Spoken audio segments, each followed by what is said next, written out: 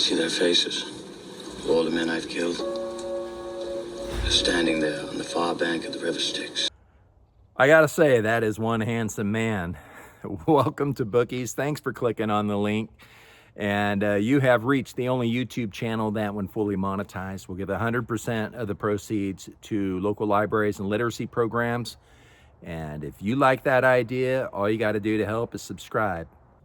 Today, we're going to talk about The Song of Achilles by Madeline Miller. This is a very popular book. It was received with a lot of hype. A lot of people love it. And me, not so much. And I'm going to explain to you why. But for those of you who have not read this novel, I'm going to keep this no spoiler. So I'm going to talk about some general themes without getting into specifics, because the last thing you want some guy on YouTube doing is ruining the novel for you.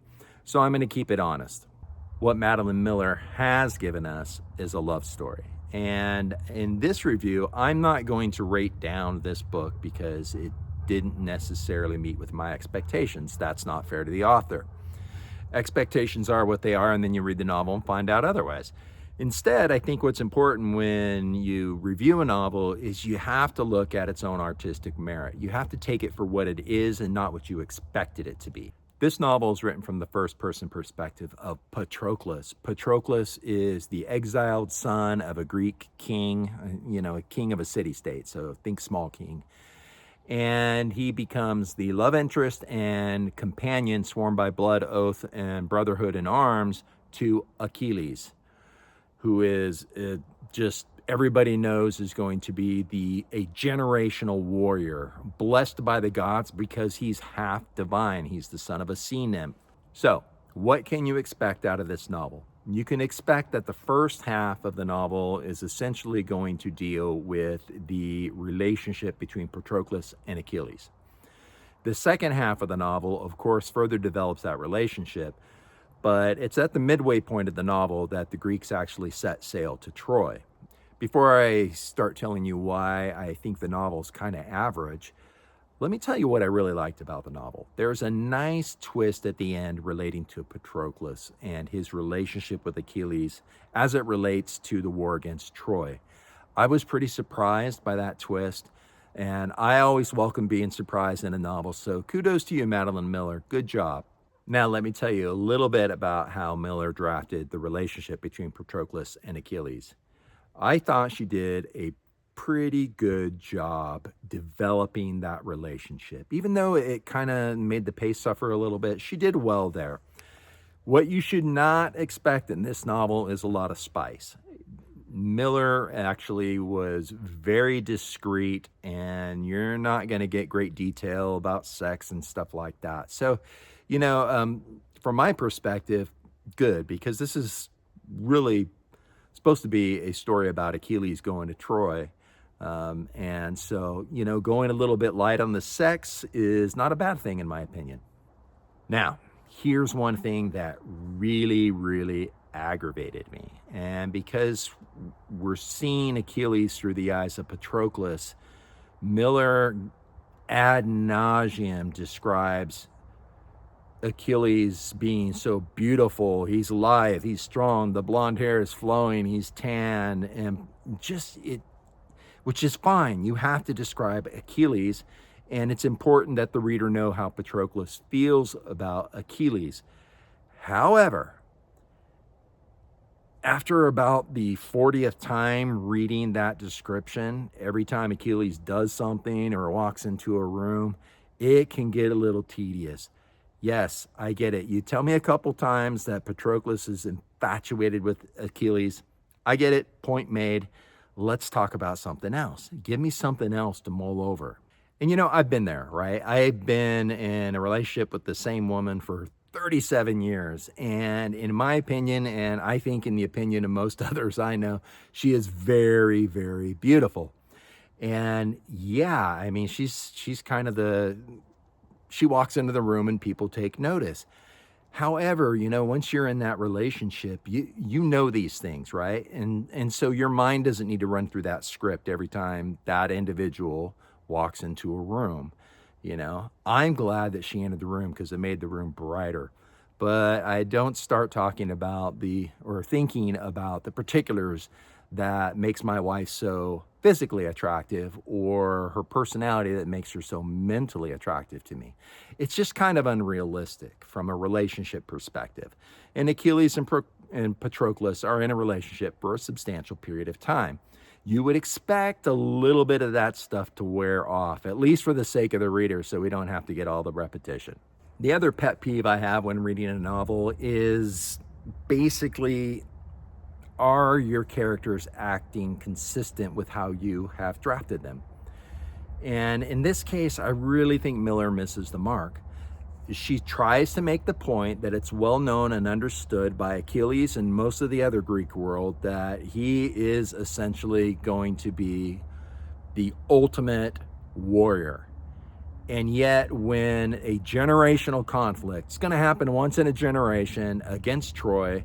We're not talking about a little little war between two city-states. This is a generational conflict. And Achilles just kind of gets wet feet. It's kind of like, yeah, I'm not sure I want to go.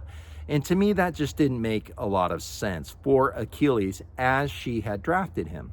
I mean, she only has him going to Troy because he was embarrassed not to. He didn't want people to think he was a coward. So, I mean, that seems to be a pretty weak motivation for the warrior par excellence of Achilles. However, other than that, I thought Miller did a really good job with Achilles. He's proud. He's arrogant. I mean, to a fault, he is proud. Achilles thinks about himself first, second, third, last. And I kind of like that because it kind of makes sense to me that a individual that the whole Greek world has been fawning over with an expectation that he's going to do great things on the battlefield, yeah, you can probably expect a little selfishness and arrogance.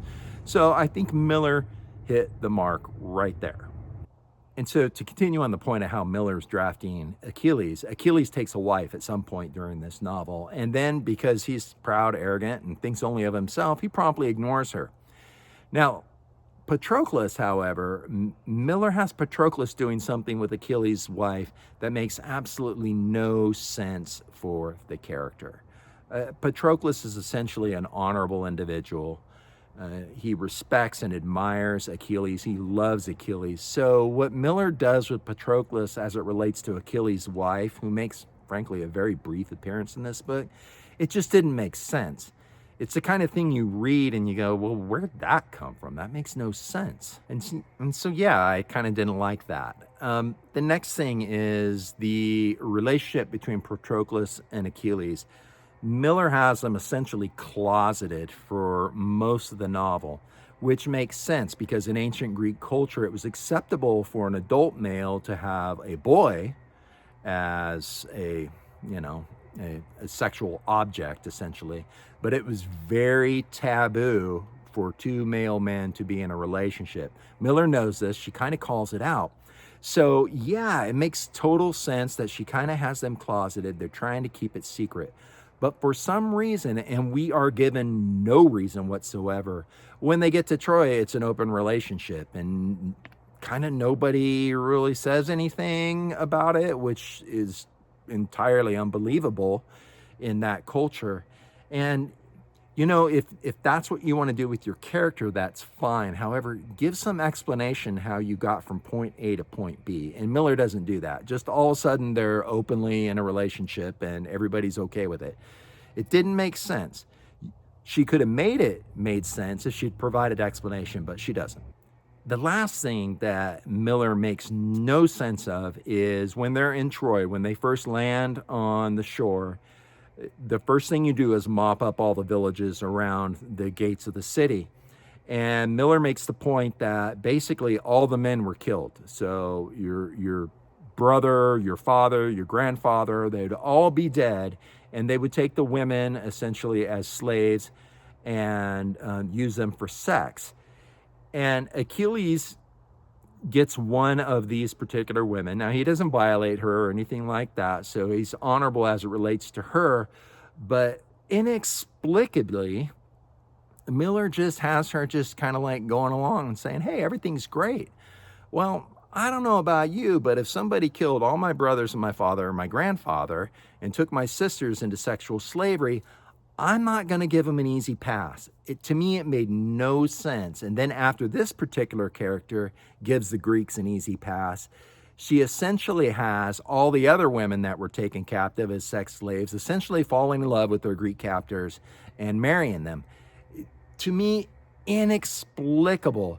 It just totally denies trauma and sexual abuse. And I just don't know how Miller got to that point. And sometimes I think as you're writing, you just have to reflect and say, if I want to do this, I have to explain why I'm doing it to the reader. And she doesn't here. And because maybe you just can't, because it makes no sense whatsoever. You know, it's kind of like, hey, you killed my brothers and my father, and you took my sisters into sex slavery, but you know, it's been about 3 months and I think we're okay now and I might be falling in love with you. Makes no sense. I didn't like it. And for me, that and the other inconsistencies really brought the novel down to me. And I really think this was a great opportunity, because the story of Achilles, just as you look at it from how it was written in the Iliad, really provides opportunity for an author to rewrite that and kind of make it her own. I think she missed the opportunity. I think she could have done better things than have characters act inconsistent with how she had crafted them. And so for me, I'm kind of on the fence. I can see why a lot of people would love this novel, particularly if you're into romance novels. You're going to love this novel, and I would recommend it to you. If you're not a romance novel junkie, and I am not, I think it's just slightly above average. I give it about a 3.25 out of 5 stars, and it's solely because of what Miller has done with her characters. To me, the biggest fault that an author can slide into the psyche of their character is to make them unbelievable.